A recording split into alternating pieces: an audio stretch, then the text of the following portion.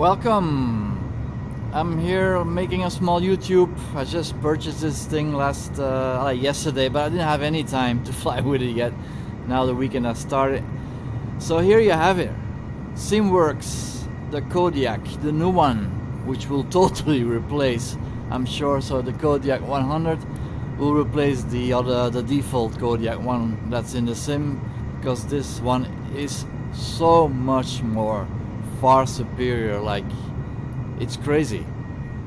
It is an expensive bird depending where you buy it, but I paid like €35 at Just Flight. I think is the most cheapest place to buy it from, plus you have great support there, so I do recommend it that you buy it there. Or you can also buy that Orbix directly from the developer. Sim Market, but Orbix and Sim Market is way more expensive. And yeah, so Just Flight is a very good shop, so why not buy it there if it's cheaper there also? So there you go. This is the new Kodiak.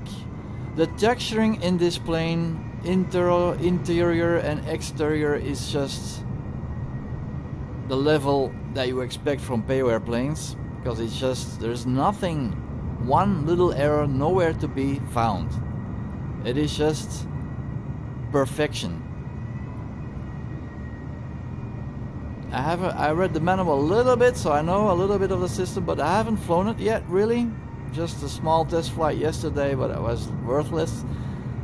And yeah, I'm sorry about the noise, because I'm at the fly-by-wire testing airport here, where they have an A380 there in the hangar, if you do want to go look at it. This is a Easter egg kind of a feature if you do have the fly-by-wire installer, where you can go get the A320 it is, but this is the A380, the bigger one that is still have to be released, but you can also look at it already there. You can download this with the installer from fly-by-wire. If you go click on the 380, and then you have the main screen, has the fly-by-wire icon, you have to click on it. It's an Easter egg, and then the installer comes and it will install you this airport, which has the initials, I think, what was again, it's in America, it's Kilo Foxtrot Bravo Whiskey, so KFBW. And then you have this airport. It's a testing airport for Airbus, and they have the A380. You can go there with drone mode and go look at it. I'll try, if I'm taxiing, I'll take a look. So sorry for all the noise, because there's a lot of activity here with other planes. I think that is I don't see any names tags, so I think that is the Aerosoft Simple Traffic doing that. Okay, back to the SimWorks Kodiak. Okay, let's get into it. Really, she is superb. I don't have the cargo. You have so many kind of different ways to configure her. So you have to select the plane, and then you go to liveries, and with the liveries you can select which kind of setup that you want. Is it parachuting, cargo, or a mixed cargo and passenger? I think it can go up to like 75 different configurations if you dial into the one that you want. It's crazy, but I like the way they did it. You first select the plane that you want, and then with the livery, the customization, that how do you want it with a mixed cargo or and so on. So it's very nice how they did this. Better to have like 75 planes to select from the main menu. That would be stupidly crazy. So okay, let's get into the plane. External view. I kind of opened the door.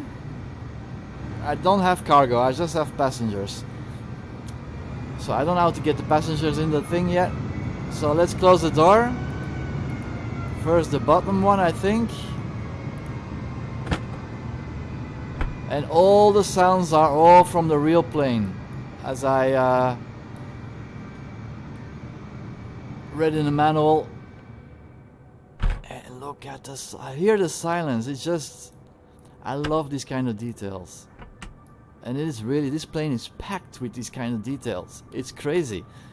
I don't have drone mode, I just have these arrow modes. So let's go forwards.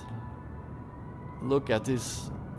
The details inside. This is the passengers. So if you have here the doors, you can like change the vents in the direction that you want. Press the light on and off, but of course the electronics is not on at the moment. That's why. But look at this. I love these details. I just love it. Let's go forward to the plane. Also these armrests. They can be... I love these kind of details. Just amazing. Look at it. Even the doors here, of course, they open.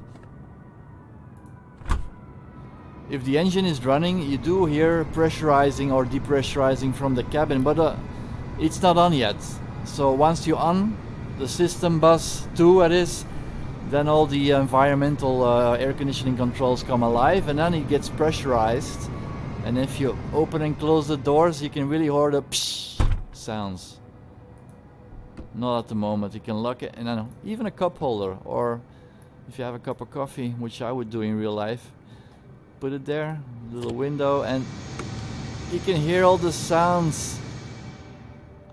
That's what I want in payware. Same way on the other side of the door. It's amazing. Now, because of the sounds of the other planes, I'm gonna keep it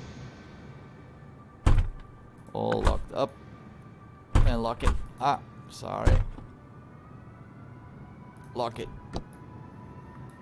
This can be taken away. I don't need that. This I will take away just to show you how to do it. But once I'm flying in VR, then I will turn it back on. Okay. I do have a Honeycomb Alpha and Bravo throttle, which some of the keys are mapped default.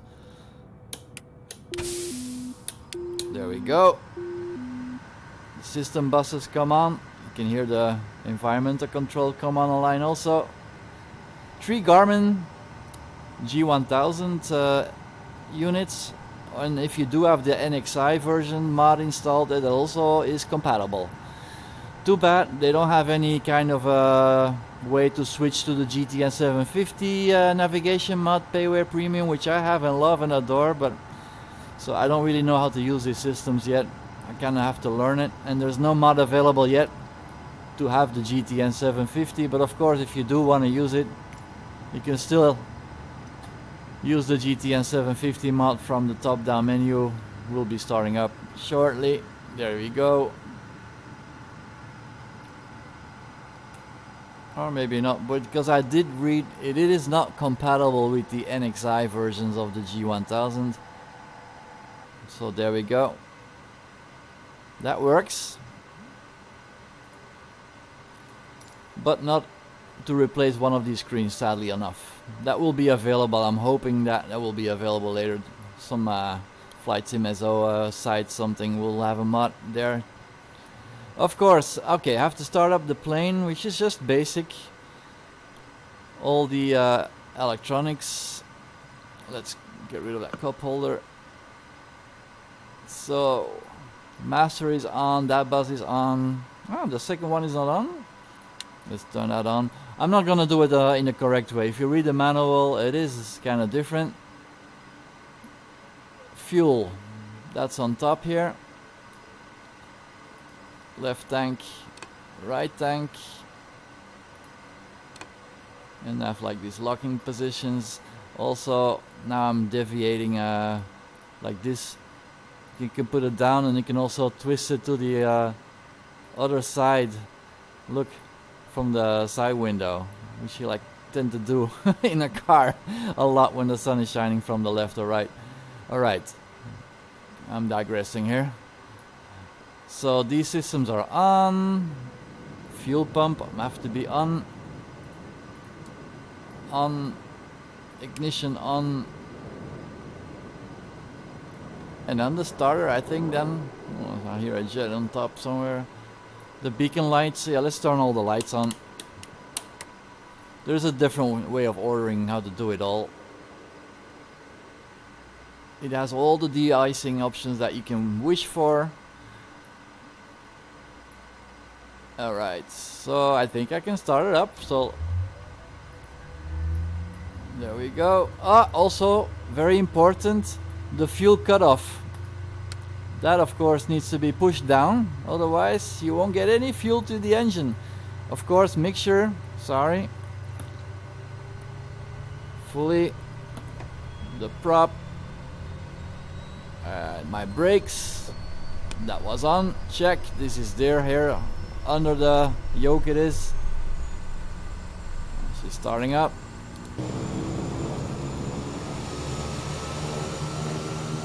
The noises are all recorded from the real plane, so it is very, very realistic.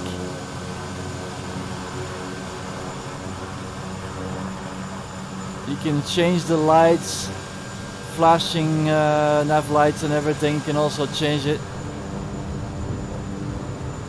to really make yourself very visible. Alright, let's get back into the plane. Yeah, the plane is up and running. Flaps for takeoff. I think I read it was like 20 normally, so it's not one level down.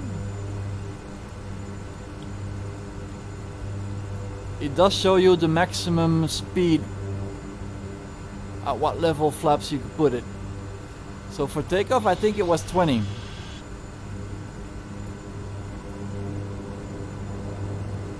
Alright, everything is locked. Okay, now I can open the door, maybe you can hear the sound. You hear it? Depressurizing?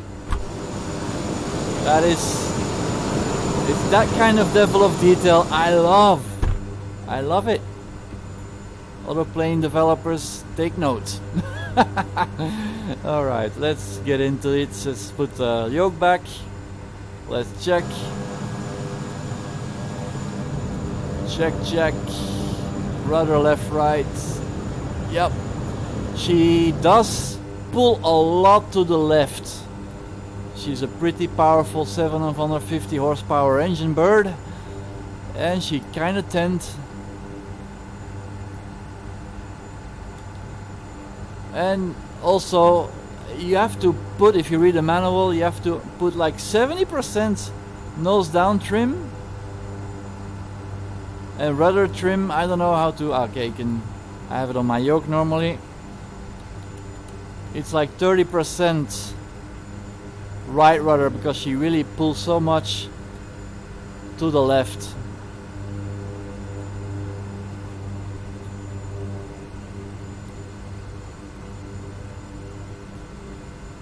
Let's do that.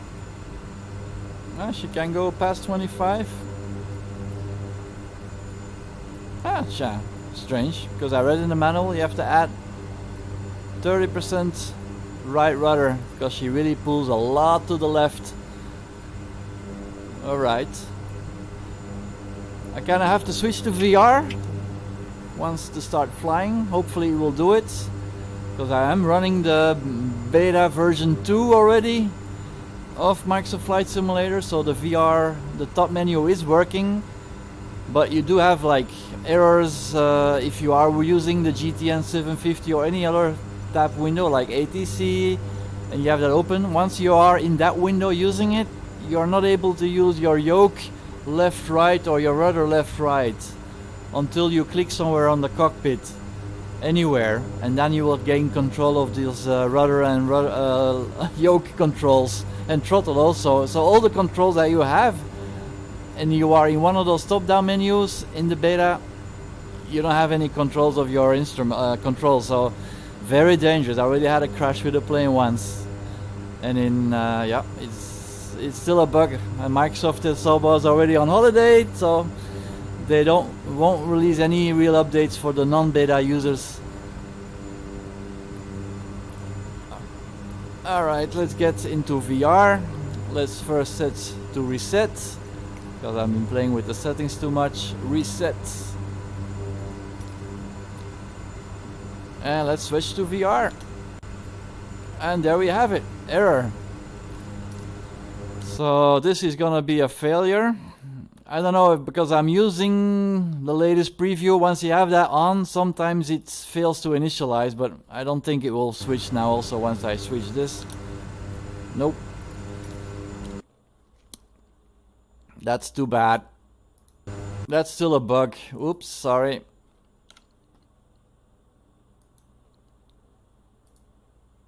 So I'll switch that on.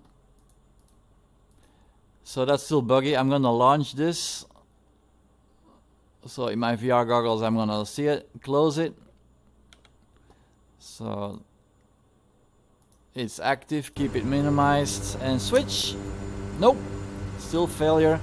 So that kind of sucks. I'm sorry for my language. I hate it. Really, Microsoft Asobo, get your stuff back